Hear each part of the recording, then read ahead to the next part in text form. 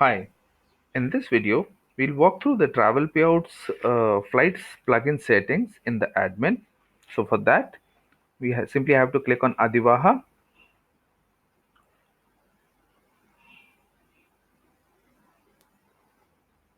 Now in affiliate settings, we'll find Travel Payouts Flights.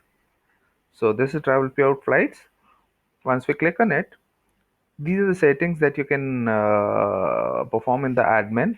So these are the shortcodes that you can use in order to create multiple pages. Then we have the affiliate settings.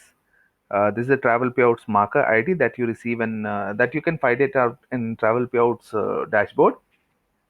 This is the CNAME.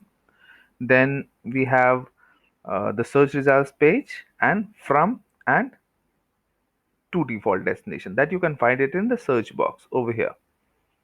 This and this you can set it to anything. So in the home page, you currently it's set to Goa and Delhi. You can set it to any other destination as per your preference. So this is it in this video. Do subscribe our channel and press the bell icon for more updates about the modules and shortcodes. Thanks for watching.